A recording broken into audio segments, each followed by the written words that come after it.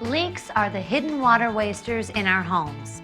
While we can all relate to the annoying drippy faucet, we're going to show you some less obvious leaks. Those hiding throughout your home that could be wasting hundreds of gallons of water every day, costing you money, and even damaging your property. Leaks don't have to be a big mystery or impossible to solve. In this video, I'm going to give you some simple steps to finding a leak and some quick fixes that will only take a few minutes of your time and a little know-how. Bigger problems may require a plumber or a landscaper, and I'm going to show you how to find the right professional for the job. Although the information in this video focuses on potential leaks in your home, the techniques I will show you also apply to many businesses.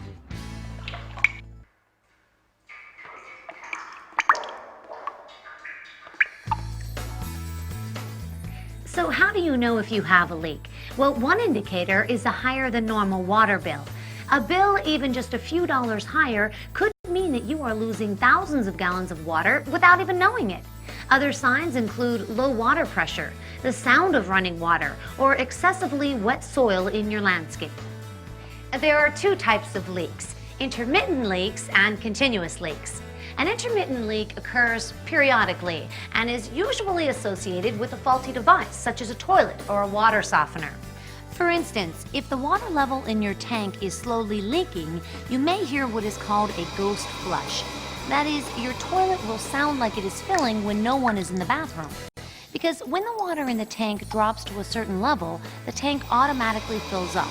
It could mean that your flapper is leaking, or that there is some other problem causing water to leak out of the tank.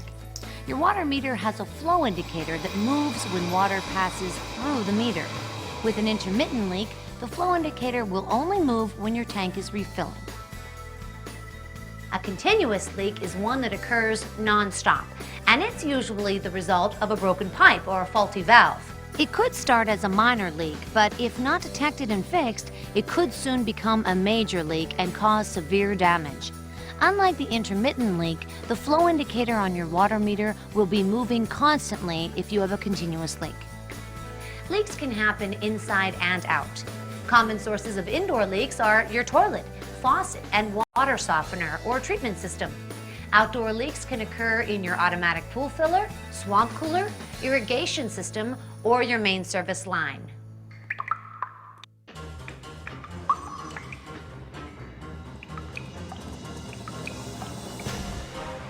Toilets are the most common culprits of intermittent leaks, so check here first.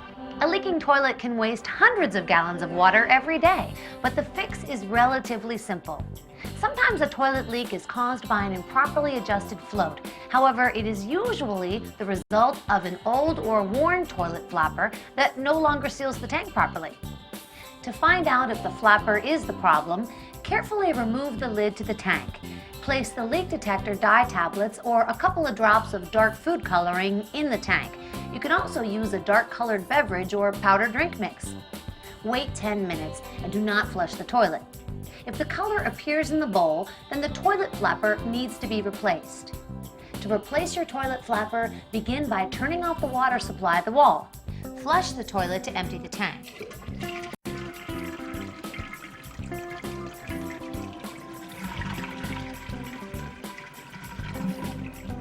Next, disconnect the ears of the flapper from the fill tube. And then disconnect the chain from the flush handle. Remove the old flapper. Water will be draining from the tank while you're doing this. Place the new flapper over the tank opening. Attach the ears to the fill tube. And then attach the chain back to the flush handle. Replace the lid and turn the water back on to fill the tank. Then repeat the leak test to be sure that you have corrected the problem. Toilet flappers are available at most hardware or plumbing supply stores. Select a good quality flapper. They last longer. Also, if you use cleaning agents in your tank, your flapper won't last as long and you'll need to replace it more often.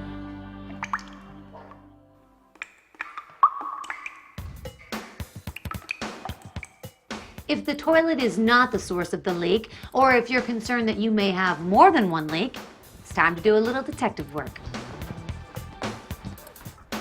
Next, locate your water meter. You can use your water meter to help isolate the source of the leak. If you have difficulty locating your meter, call your water provider. They may be able to send out a technician to help you. Once you locate the water meter, your investigation can begin. Before removing the meter box lid, put on some long sleeves and gloves. Carefully remove the meter box lid with a large screwdriver or a sturdy tool. Some water providers use automatic read devices, so be careful not to disturb any wires or devices inside. You want to lift the cap covering the meter lens. When checking for a leak, look for a small triangle on the meter. This is the flow indicator. And if your meter does not have a flow indicator, check for movement by watching the sweep hand. To use the sweep hand to find a leak, mark the sweep hand's current position and then wait 10 minutes. If the sweep hand moves from its mark, well, you may in fact have a leak. In fact, anytime water is moving through your meter, the triangle will spin or the sweep hand will move around the dial. Each time the sweep hand makes one full revolution around the dial, 10 gallons of water has passed through the meter. If your meter reads in cubic feet, then one revolution equals 1 cubic foot, which is about 7.5 gallons. If no water is being used inside or outside of your home and the flow indicator is moving, well, you have a leak. Let's start by isolating the main service line between the meter and your house.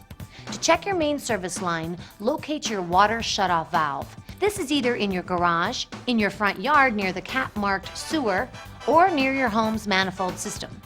A note here though, depending on the age of your home, it may not have a shutoff valve. If you cannot find your shutoff valve, you will need to call a plumber. For all other homes, locate the valve and shut it off to stop the flow of water to your home. This same shutoff valve can prevent damage to your home in the event of a severe leak. After you've shut off the valve, go into your house and turn on the hot and cold water at the faucet to ensure that the water is actually off. Go back out to your water meter, and if the flow indicator is moving, the leak is in the main service line between the shutoff valve and the water meter. If the flow indicator is stopped, the leak is somewhere on the other side of the main shutoff. Either problem could require the attention of a professional. If you have determined that the leak is not in your main service line, it's time to check other possible sources at your home.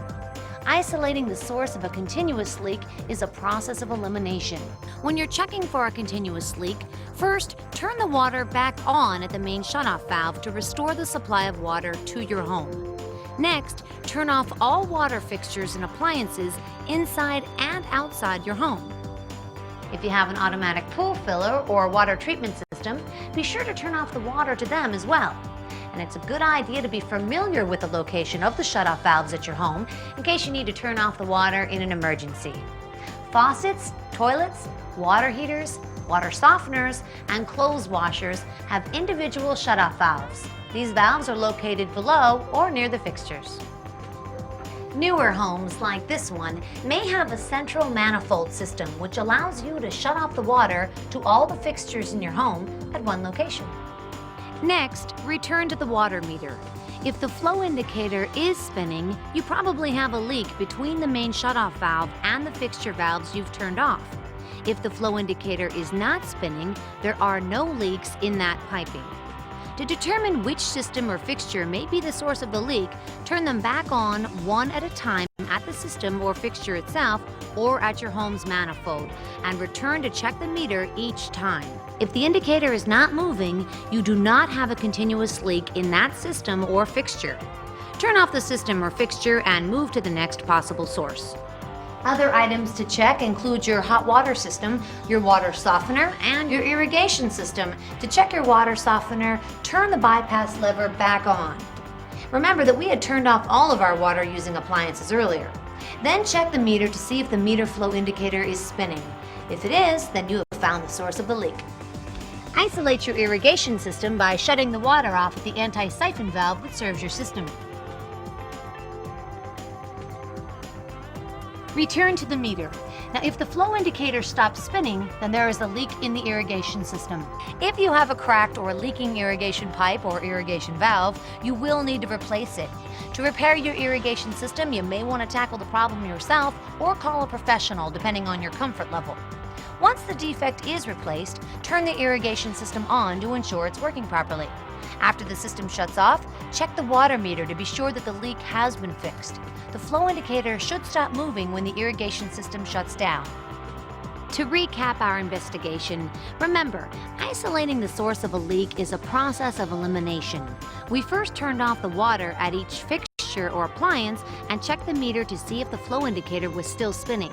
If it was, that told us that the leak was somewhere between the main shutoff valve and one or more appliances or fixtures.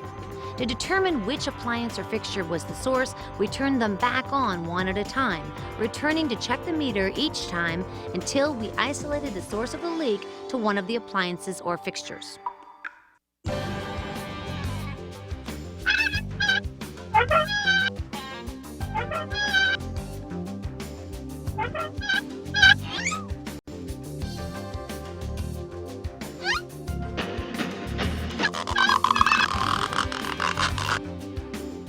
If you're unable to isolate the source of the leak or make the repair yourself, you'll need to call a plumber. A leak detection service or plumber has specialized equipment that can isolate the source of an indoor leak. Plumbers also have the tools and skills to tackle more complex repairs, such as leaks in your walls, service line, or under the foundation of your home. Before you call a contractor or start any work, check with your insurance company to see if the repair is covered by your homeowner's policy. Be an informed consumer and protect yourself by choosing a qualified professional. We're here with Steve Hansen, who is a plumber with 35 years experience. How are you, Steve? Very good. Good. So tell me, right off the bat, what should someone consider when hiring a plumber? Should make sure that the plumber is licensed contractor in the state. Make sure that he is licensed in any areas that he is working in. Does he need to be insured? Yes, always make sure they're insured and bonded. This will cover any damage that might occur when he is doing work. Well, that makes sense. What about getting estimates? I recommend 3 estimates. That way you're able to get a top and a bottom, and usually somebody that's in the middle somewhere. It gives you a good idea of what you're getting and making sure that you're getting what you want for your dollar. Make sure it's in writing so you can see it in black and white. What about the history of the plumber? I mean, how do you know if this guy has a good track record? You can check with the Better Business Bureau, Chamber of Commerce, Okay. and find out if you can find out what their track record is, if they've had a lot of complaints or if they haven't had any complaints. What about the plumber who comes in and says, you know, I need $500 before I begin work? Most plumbers that are licensed and bonded, like I say, would not have to have money up front. Okay. Most of your costs that are involved in your labor anyway, and that happens after the job is done. So you never want to get a plumber that wants money up front. You'd want to look for a different contractor if you had that situation. What about a repair that's really a lot of money? I mean, what can people do? You can normally get financing. You can normally get somebody to finance you, try to arrange payments, set it up with them before the job is started. That's helpful.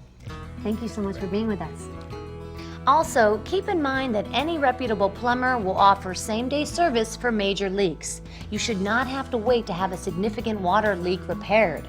If you do have a major leak, it may require a contractor to tear up your floor to get to it and repair the source of the leak. Be sure the plumber or plumbing company is willing to have workers on site until the job is done. Work on major leaks should resume non-stop around the clock until the problem is repaired. These are all questions to ask before you contract for any repair. There may be more than one way to approach a repair. Review the options with your plumber, including the time involved and associated costs, before approving the work. Also, ask your plumber about any guarantees or warranties on the completed repair. Again, here are the most important things to consider when hiring a plumber. The plumber should be licensed. The plumber should also be bonded and insured.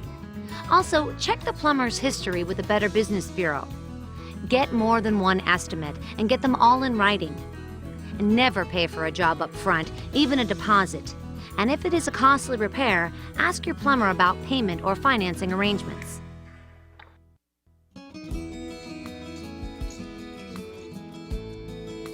While you can't prevent all leaks from happening, there are some things you can do. It's a good idea to check for leaks periodically as part of your regular home maintenance. Another preventative tip: turn off indoor water sources such as toilets and washing machines if you're going to be away from your home for an extended period. Whether you have a small leak or a large one, it's important to address the problem immediately. Waiting could waste thousands of gallons of water and increase the chances of damage to your home and a more costly repair.